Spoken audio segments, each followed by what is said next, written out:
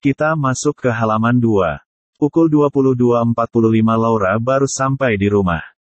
Ia mengunci pintu dan langsung melangkah menuju kamar yang ditempati kakaknya. Ia menyibakkan gorden, melihat kakaknya sudah tidur. Ia menutup gorden dan masuk ke kamar yang ia tempati bersama ibunya. Ibunya juga sudah tidur. Laura meletakkan tasnya di meja kayu yang sudah tua dan usang, lalu duduk di lantai. Dengan matanya yang terpejam, rasanya lelah sekali, namun untuk mengeluh pun ia tidak bisa. Semangat, Laura. Kata-kata yang selalu Laura ucapkan pada dirinya sendiri. Laura membuka matanya dan meraih tasnya dari nakas. Keningnya berkerut melihat selembar kertas yang jatuh dari nakas, sepertinya tadi tertimpa tasnya. Laura mengambil dan membuka kertas itu. Ternyata surat pemutusan listrik dari PLN. Helaan napas itu terdengar nyaring di ruangan yang sepi. Belum lagi besok ia harus menebus obat kakaknya.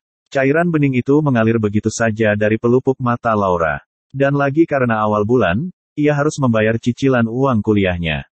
Terlebih kondisi kakaknya semakin hari semakin memburuk. Laura mengusap air matanya, kini ia mulai memikirkan tawaran Rahma.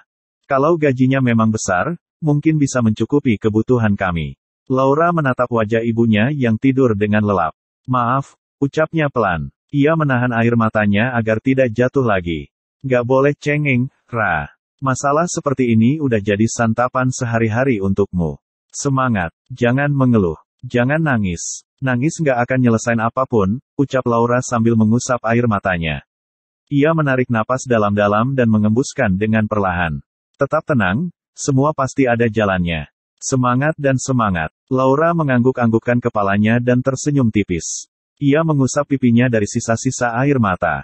Saat sudah lebih tenang, ia pun mulai mengerjakan tugas kuliahnya sampai larut malam.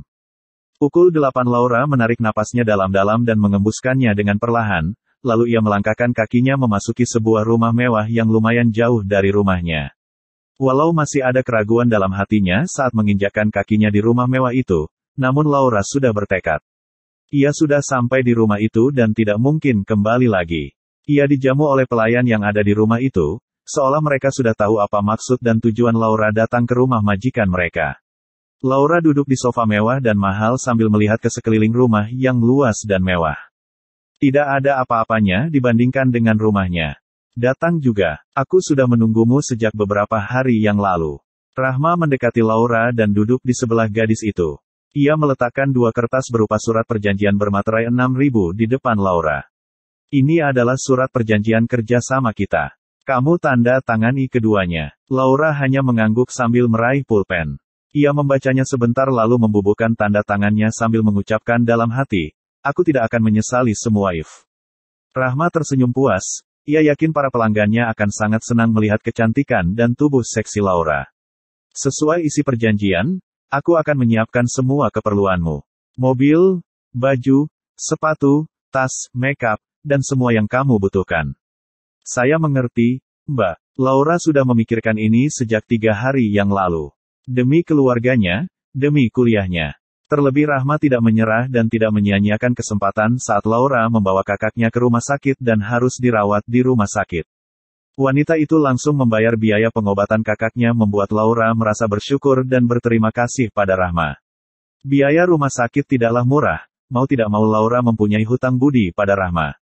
Tapi saya ada satu permintaan, Mbak. Katakan saja, saya ingin identitas asli saya dirahasiakan. Kalau soal itu kamu tenang saja. Identitasmu akan kusimpan rapat-rapat. Laura mengangguk dan sedikit merasa lega. Setidaknya kalau nanti ia bekerja, tidak akan ada yang tahu. Ingat Laura, kamu harus bekerja dengan profesional. Jangan kecewakan pelangganku. Laura mengangguk mengerti. Nanti malam adalah jadwal pertamamu. Hari ini kita pergi perawatan agar kamu nantinya lebih fresh. Laura lagi-lagi hanya mengangguk. Laura tahu setelah ini dunianya akan berubah, namun ia tidak ingin terus-menerus menyalahkan keadaan dan siap menerima risiko apapun itu, demi kakaknya yang kini terbaring lemah di berangkar rumah sakit, demi ibunya yang juga berjuang untuk sembuh, dan demi masa depannya. Kamu bisa, pasti bisa Laura. Ingat, kamu melakukan ini bukan karena kemauanmu, tapi karena keadaan yang memaksa. Semangat, jangan pakai hati, jangan baperan. Ucap Laura dalam hati. Ia menghela napas pelan, ia bisa melihat dari lirikan matanya Rahma tersenyum puas. Bersambung.